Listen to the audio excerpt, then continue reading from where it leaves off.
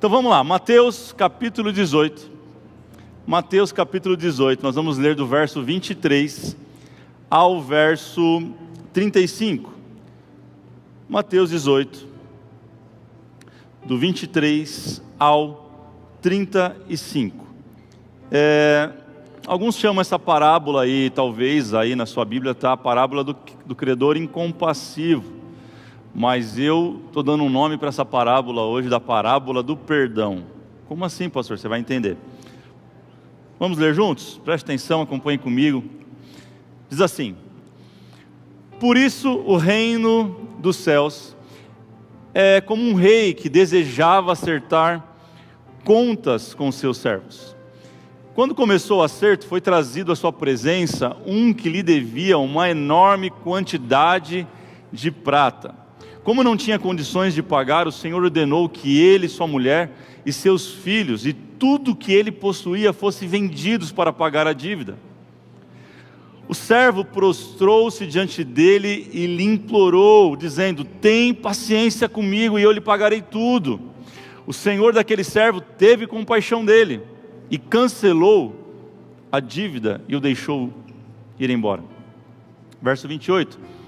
Mas quando aquele servo saiu, encontrou um de seus conservos que lhe devia 100 denários, uma pequena quantidade. Agarrou, começou a sufocá-lo, dizendo: paga-me o que você deve. Então o seu conservo caiu de joelhos e implorou-lhe, dizendo: tenha paciência comigo e eu lhe pagarei. Mas ele não quis ouvir. Antes saiu e mandou lançá-lo na prisão até que pagasse a dívida.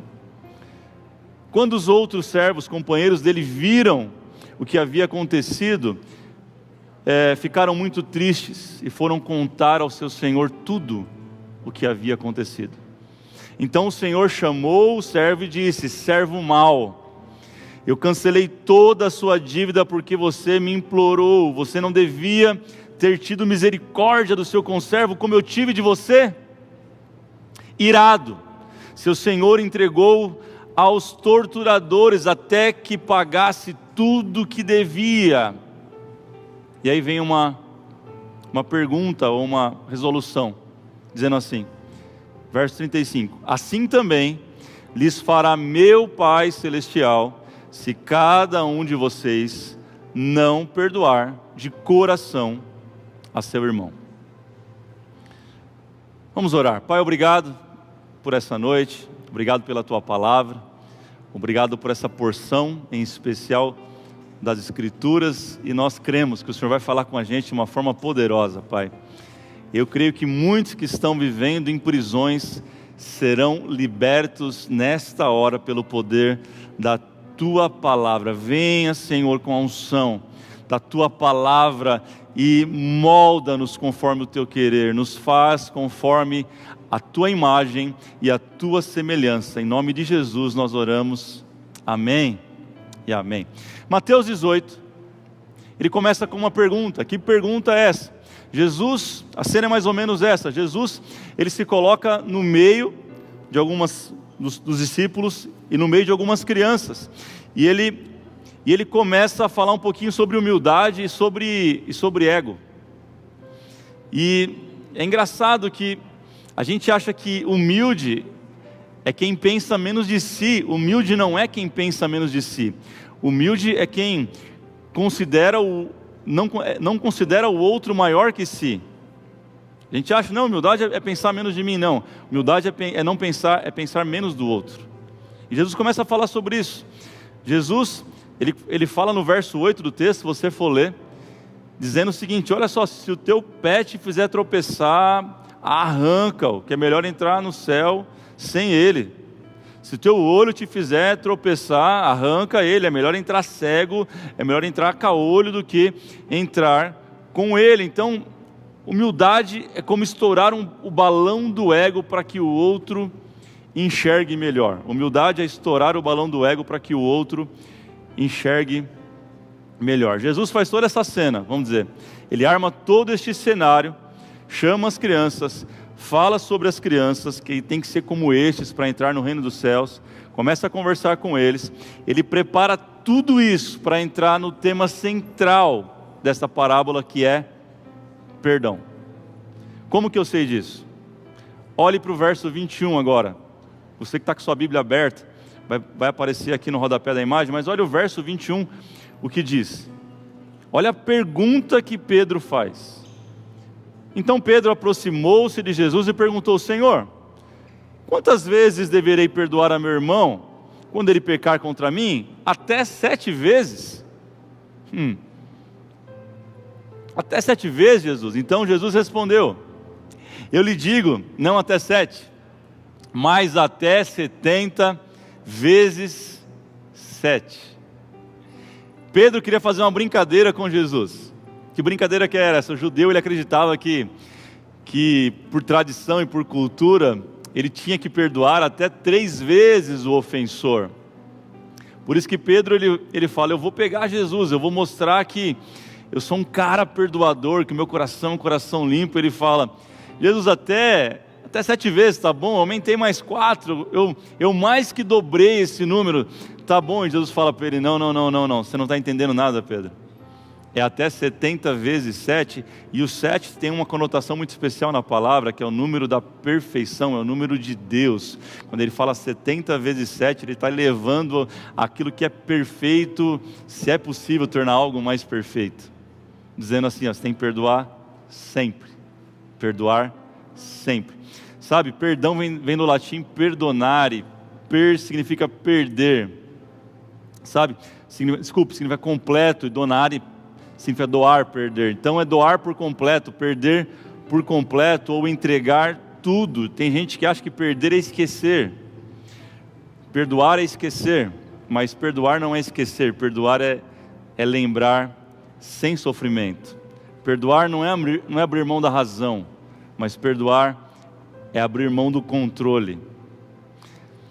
Tertuliano disse uma frase uma vez: quer ser feliz por um instante? Vingue-se. Quer ser feliz a vida toda? Perdoe. Jesus está querendo ensinar isso para a gente hoje. A importância do perdão. Talvez você está me assistindo, me ouvindo nesse momento, e você está amarrado com alguém, porque é isso que a falta de perdão ela faz. E é verdade. Quem não perdoa vive mais, sabia? Vive mais cansado, mais doente, vive mais estressado, mais irritado, vive mais frustrado, vive muito pior. Segundo um homem chamado David Bilgan, ele fez uma pesquisa, e ele entendeu nessa pesquisa que 75%, escute isso, 75% das pessoas que estão nos hospitais estão lá por guardar rancor de alguém. É muito sério, é muito sério.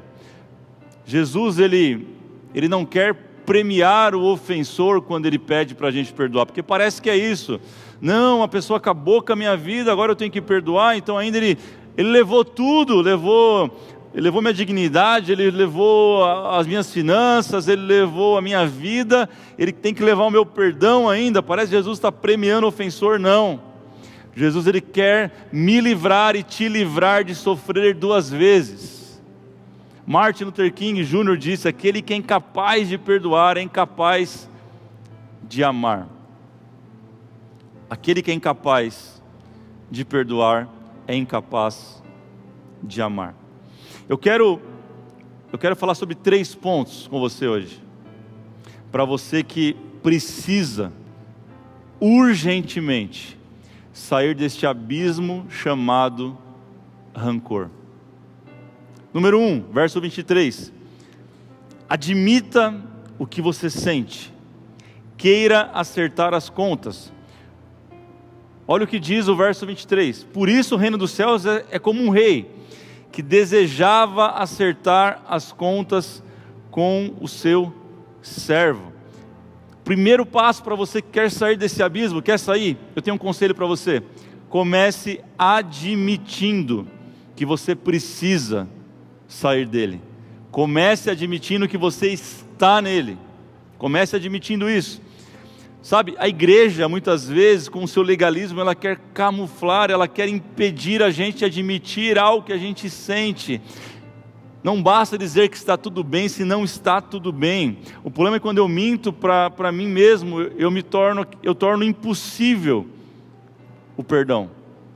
Então o primeiro passo é admitir. Provérbios 28:13 diz: quem confessa e deixa, alcança o quê?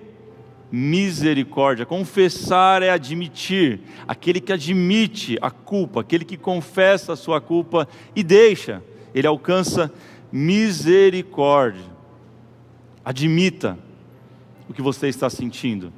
Não esconda, não coloque uma máscara, não tape as suas emoções com a tua religiosidade, com o teu falso cristianismo.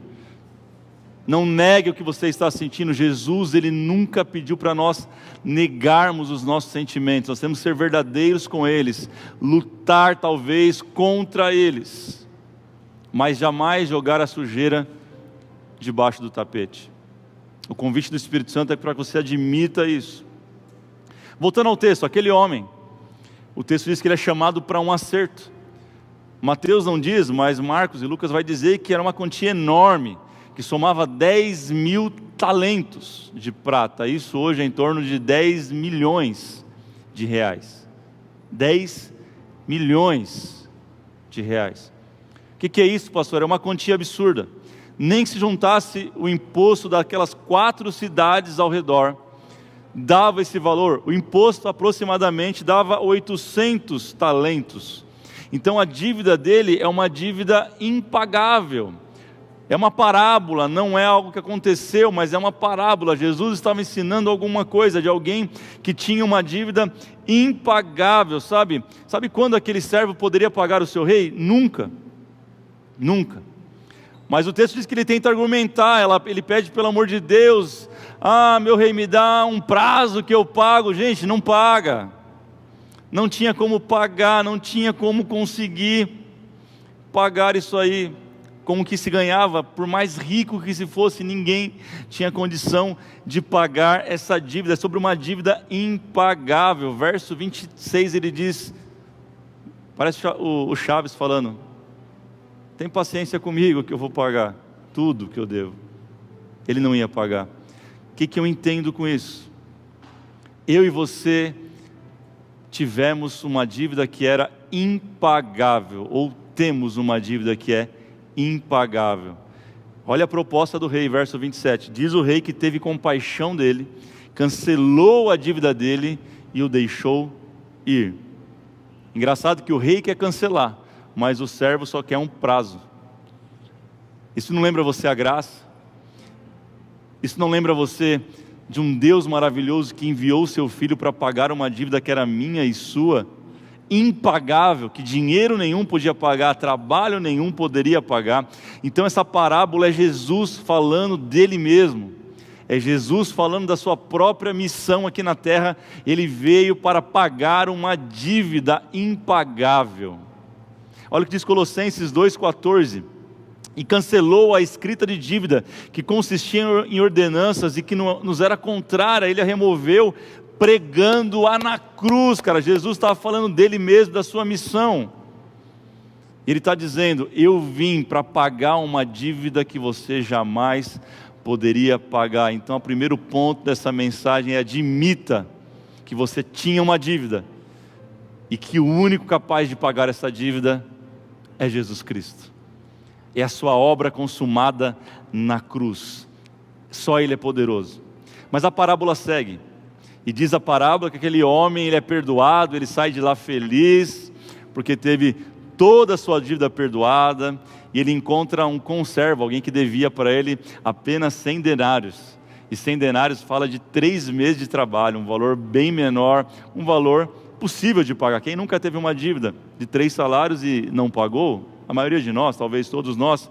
E diz o texto que aquele servo que havia sido perdoado de 10.000 talentos de prata, agarrou o seu conservo e começou a gritar com ele, dizendo: paga o que me deve, paga o que me deve.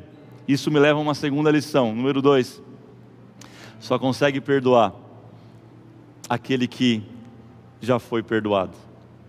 Eu vou repetir: só pode perdoar aquele que já foi perdoado. Ou seja, Deus nos perdoa assim como nós perdoamos. É sobre isso que trata o Pai Nosso, em alguns aspectos. Perdoai as nossas dívidas, assim como nós perdoamos aos nossos devedores.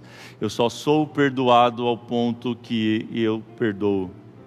Faz sentido para você que está ouvindo aí? Você que está no chat, faz sentido? Faz sentido isso? Escreva isso agora. Diga assim: eu preciso perdoar para ser perdoado. Escreva essa frase: eu preciso perdoar para ser perdoado. O rei cancela a dívida dele, mas ele ainda acha que só teve um prazo. Não é um prazo, gente. Ele foi totalmente redimido, foi cancelada a dívida, porque se eu tenho um prazo, eu preciso juntar dinheiro para pagar. Lembrando que a moeda dessa noite não é talento, não é denário, mas a moeda dessa noite é perdão.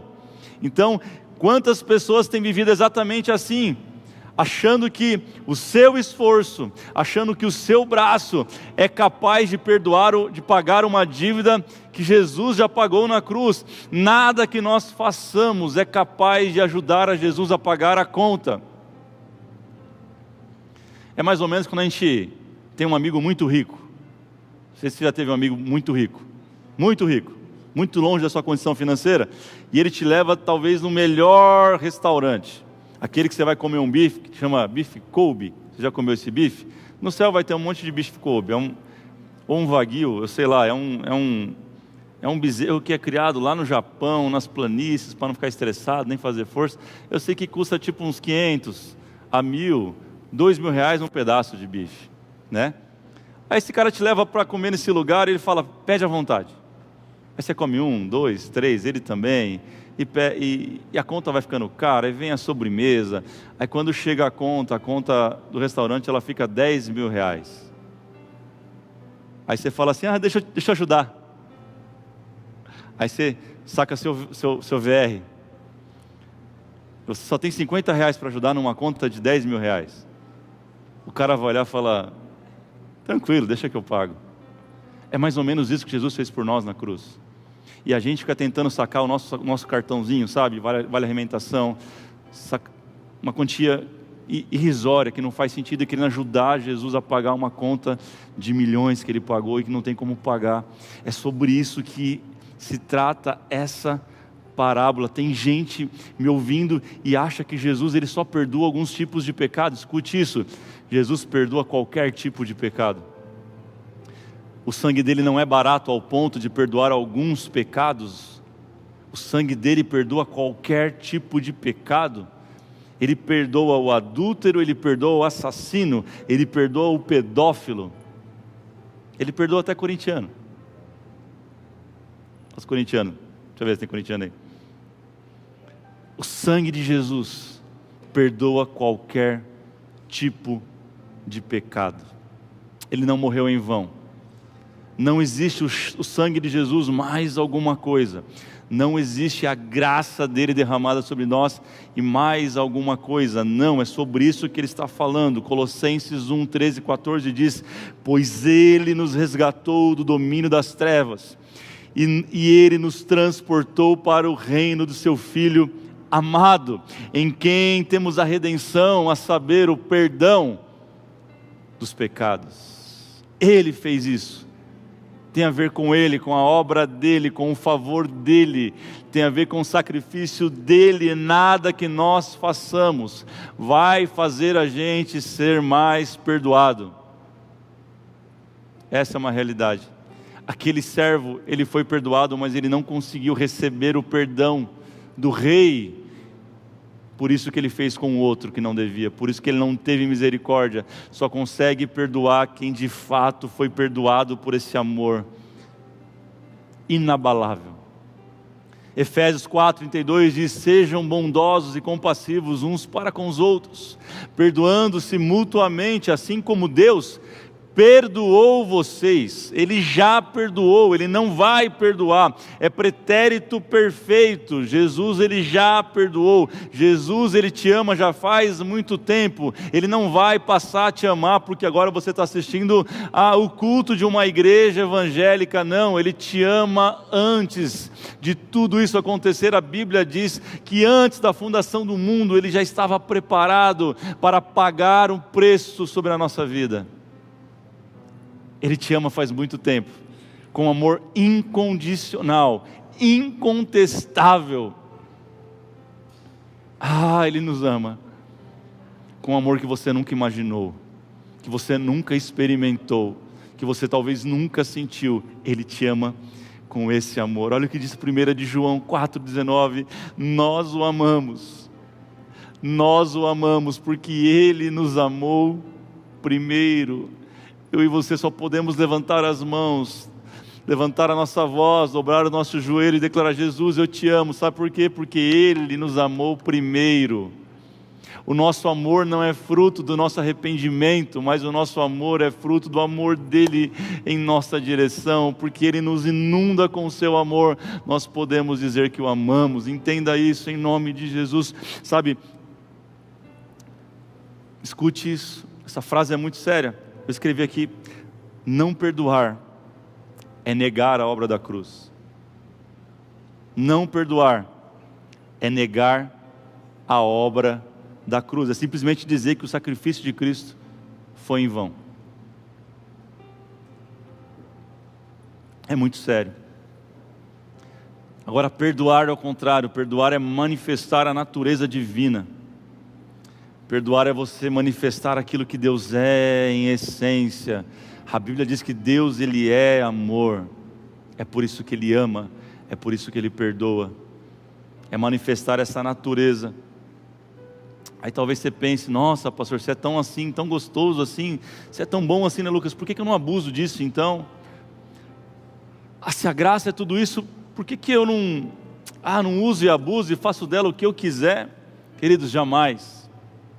Jamais, porque quando eu recorro à graça, eu me livro da morte, porque o salário do pecado é a morte, mas eu não me livro das consequências do meu erro. Muita gente tem confundido o amor incondicional de Deus com uma vida inconsequente, e as duas coisas não combinam. A graça que te perdoa não é a graça que anula a consequência da sua vida. A palavra de Deus diz lá em Gálatas: de Deus não se zomba, aquilo que o homem semear, ele vai colher. Então a graça, ela te livrou da morte, ela te livra da morte todas as vezes que você clamar o sangue de Jesus, for aos pés da cruz e clamar por perdão, você vai encontrar perdão da parte de Deus. Mas Deus nenhum pai ele faz isso, Ele não vai te poupar das consequências. É assim que a gente age com o nosso filho. É quando, eu lembro que o Lucas, ele tinha uma atração por tomadas, e a gente falava: não põe a mão, não era isso? Não põe a mão aí, não põe a mão aí, vai, porque leva choque. Ele ia lá, até um dia que a gente falou: vamos deixar. Ele tomou o choque. Nem nós que somos pais, simplesmente humana, a gente sabe que nós temos que deixar muitas vezes um filho sofrer uma consequência para aprender. Você acha que Deus é um Deus inconsequente? Que nos ama incondicionalmente, nos perdoa e nos livra de todas as consequências? Jamais. Porque o mesmo Deus que perdoa é o Deus que é justiça. Eu preciso entender isso, que as obras não são meios e nem causa da salvação, mas elas são resultado dela. O que é isso? Eu não deixo de pecar para ser salvo, mas porque eu sou salvo, eu paro de pecar. João capítulo 3, verso 9 diz: aquele que é nascido de Deus, ele não peca. Ou seja, eu preciso entender que eu não oferto para ser abençoado, mas é porque eu já fui abençoado, eu oferto, eu entrego, eu sou generoso, porque eu já fui, porque eu entendo o que Jesus fez por mim. Eu sou uma pessoa generosa. Sabe, eu não adoro a Deus por Ele me amar mais, mas é porque Ele me ama, e eu recebo desse amor, eu não consigo parar de adorar Ele. Sabe, então, eu não perdoo para ser salvo, mas porque eu fui salvo, eu libero o perdão. Eu não espero amar para perdoar, mas porque eu fui amado, eu simplesmente perdoo. Eu chego ao número 3. Quem está comigo aí? Número 3. Por que eu devo perdoar então?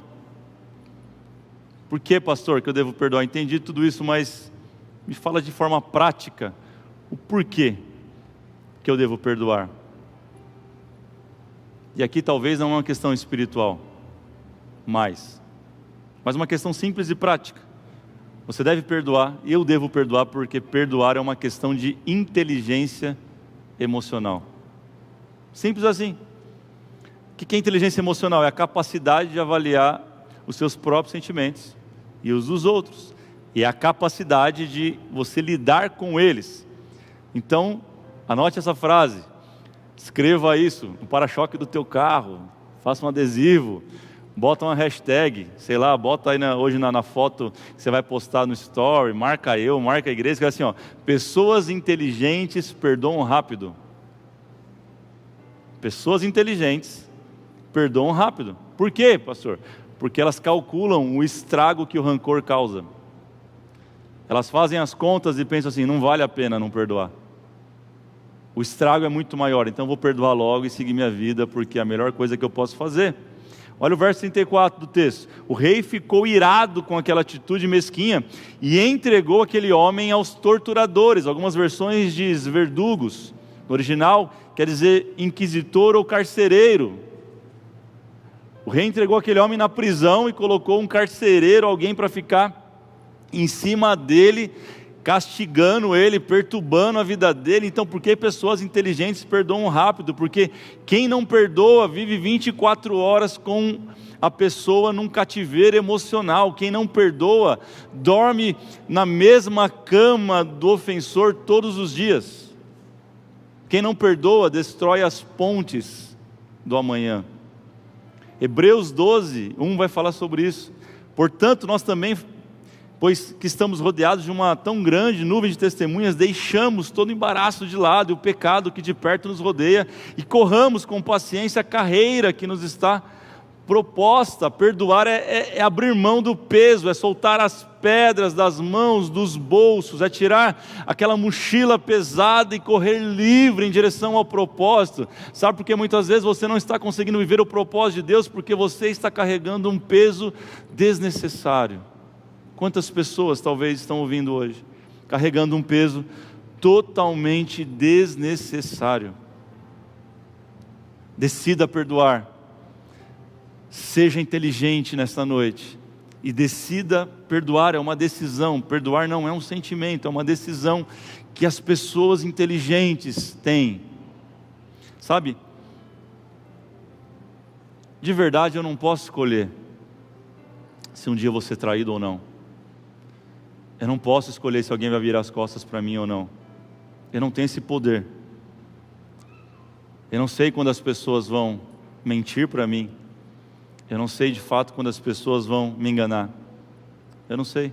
Você não sabe, nós não temos esse poder.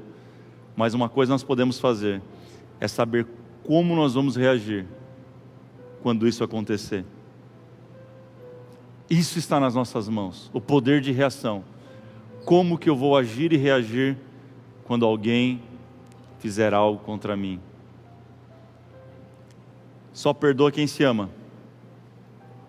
Só perdoa quem tem amor próprio. Como você sabe, olha o que Isaías 43, 25 vai, que lição, cara. Anote esse texto é uma lição para mim. Olha o que diz, olha o que Deus diz, o próprio Deus. Eu mesmo, sou o que apago as tuas transgressões por amor a mim, e dos teus pecados eu não me lembro mais. Cara, Deus está falando, eu te perdoo e eu me esqueço, porque eu tenho amor próprio. Olha o que Deus está ensinando para a gente. Aquele que perdoa, aquele que abre mão do controle, aquele que libera, Ele está falando que Ele se ama, porque eu me amo, porque eu me respeito, eu preciso aprender a perdoar. Sabe? Como? Você está falando, pastor, como? Como que eu vou perdoar aquela pessoa que me fez tanto mal? Aí ela vai ficar bem ainda, porque eu vou perdoar, vai ficar tudo certo. E a gente fica nessa entrave, nesse discurso, um discurso que faz algum sentido, mas no final não faz sentido. Eu sempre digo, quando a gente vai tratar algum caso, algum aconselhamento, eu sempre digo que num problema desse existe 2 remédios, Lucas. 2 remédios, quais são? Existe o arrependimento e o perdão. Aquele que ofendeu, ele precisa liberar e tomar o remedinho do perdão. E aquele que foi o ofensor, ele precisa tomar o remédio dele, que é o arrependimento. É por isso que algumas pessoas, às vezes, vivem uma confusão mental absurda. Falam assim, ele me ofendeu e ele está bem. Já ouviu isso? Por quê? Simples. Ele tomou o remédio dele. E a vida dele não depende do seu perdão. Você acha que eu tenho a pessoa na mão porque eu não perdoo, está aqui na minha mão. Não, larga a mão, para com isso. Você que está na mão dessa desgraça, desse problema, a pessoa talvez já se arrependeu, já está em outra vida, fazendo outra coisa, e ela está vivendo bem. O teu remédio não depende do remédio do outro, cada um tem que tomar o seu remédio, entenda isso. A minha pergunta é, qual tipo de vida você quer ter? Quer viver mais feliz, mais leve? Quer ser uma pessoa com uma boa saúde mental, emocional? Você quer ser uma pessoa agradável, que todos queiram estar perto de você? Tenha uma vida de perdão. Seja rápido para perdoar, seja rápido para se arrepender. Que tem os dois lados. Talvez você está aqui me ouvindo e você não é aquele que precisa perdoar, mas você precisa se arrepender e talvez pedir o perdão. Seja rápido. Pare de medir cabo de guerra, pare de querer fazer força com o outro para ver quem tem mais resistência. Não, você está perdendo a sua vida, você está perdendo tempo, você está perdendo saúde. E o convite de Deus para nós é: perdoe, perdoe. Eu quero terminar com uma história que eu ouvi, que faz total sentido. Diz a história que um monge líder, ele estava caminhando com um dos seus discípulos, falando um pouco sobre a sabedoria da vida, e de repente ele se deparou com um lago, e nesse lago tinha um escorpião, morrendo afogado. E esse monge sábio, já cabelos brancos, foi lá até o lago, abaixou-se, pegou o escorpião, e quando ele pegou o escorpião foi e ferrou a mão dele, e ele balançou a mão, o escorpião foi na terra e foi embora, e aquele discípulo ficou assustado, falou: poxa, mestre, você é tão inteligente, tão vivido, uma pessoa tão, resolvida, assim, como que você caiu nessa roubada? Por que você foi salvar o escorpião? Você não sabia que ele ia te machucar, te ferir? Ele falou: sabia. Então por que você fez isso? Ele falou: cada um dá o que tem. Eu tinha amor para dar para ele, eu tinha resgate para dar para ele. Cada um manifesta a sua natureza. A minha natureza é ajudar, a dele é ferroar. Eu termino com essa história perguntando: qual que é a tua natureza? Porque aqueles que são nascidos de Deus transbordam uma natureza diferente. Eu sei que é uma luta diária, eu sei que isso não é do dia para a noite, mas nós precisamos caminhar em direção ao lugar certo, caminhar em direção à vontade de Deus, que é boa, perfeita e agradável. E tenha certeza, a vontade dele é que você abra mão, é que você perdoe e que você manifeste Deus na vida de alguém, em nome de Jesus, amém? Eu quero orar com você. Feche os teus olhos, pare tudo que você está fazendo agora, de verdade, pare tudo. Talvez você está na empresa já, trabalhando, está assistindo isso aqui num dia seguinte, dias depois, talvez você estava fazendo aí a janta, para tudo agora. Você está com a sua família, abraça a tua família. Talvez esta é a noite que o Senhor preparou para você resolver o problema do teu casamento, de uma vez por todas, colocar uma pedra em cima desse assunto, sabe? Talvez esta é a noite que o Senhor preparou para você mudar a história da tua casa, mudar a história da relação com os teus filhos. Talvez você ia e voltava e ficava remoendo no mesmo assunto. Permita o Espírito Santo ministrar o teu coração nessa hora.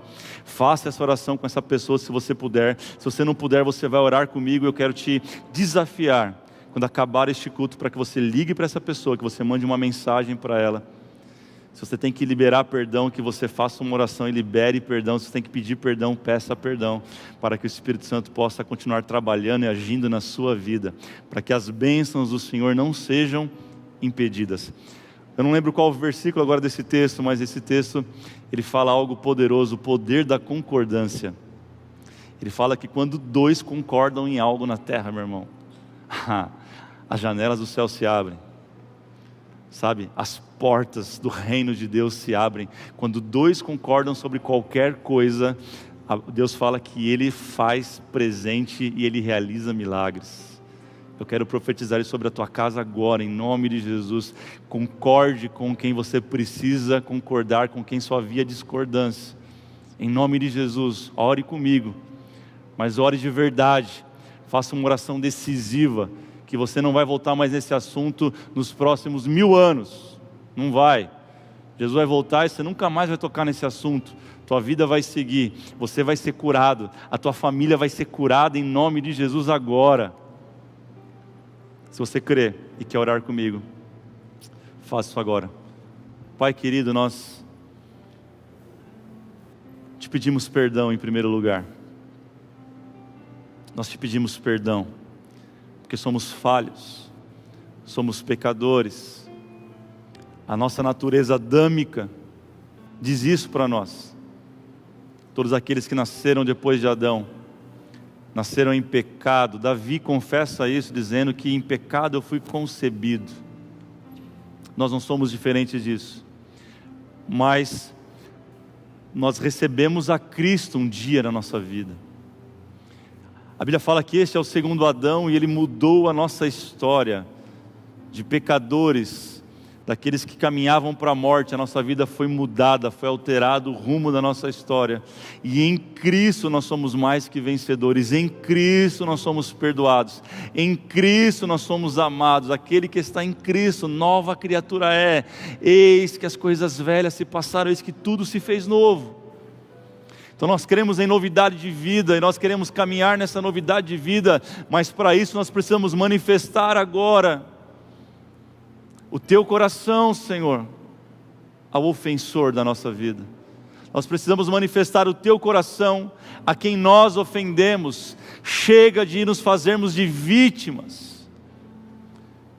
Nos ajude, Espírito Santo, a assumir as rédeas da nossa existência e da nossa história, e sermos responsáveis por nossas atitudes. Chega de mimimi gospel, chega de usar a tua palavra, chega de usar o teu evangelho como desculpa, que possamos tomar postura de homens e mulheres de Deus, e manifestar o caráter de Cristo. Espírito Santo, nos ajude a agir conforme o teu querer e a tua vontade. Nos dá força para pedir perdão, para perdoar e para seguir a vida. Nós oramos. Eu oro e declaro lares restaurados, vidas transformadas pelo poder do Evangelho. Eu declaro agora libertação sobre a tua vida. Comece a ouvir agora, abra os teus ouvidos espirituais e comece a ouvir o barulho de algemas sendo quebradas, de aguilhões sendo despedaçados, das celas, das masmorras da sua vida sendo destruídas pelo poder do sangue de Jesus Cristo. Eu creio e declaro que nesta noite muitos lares estão sendo liberados para prosperar, para viver uma vida maravilhosa. Eu declaro sobre a tua casa, eu declaro isso sobre os teus filhos, eu declaro isso sobre as relações rompidas e interrompidas da sua vida. Pessoas que deveriam estar na sua vida, hoje o Senhor vai trazer de volta, porque você está liberando o perdão, em nome de Jesus. Em nome de Jesus, eu abençoo a tua vida. Em nome do Pai, do Filho e do Espírito Santo de Deus. Se você crê nisso, diga amém. Declare: eu tomo posse. Aleluias. Agora, se você não estava com essa pessoa, a primeira coisa que acabar esse culto, você tem que fazer isso. Você tem que acertar as contas. Você tem que tomar essa decisão, e a sua vida nunca mais vai ser a mesma. Você crê nisso? Amém?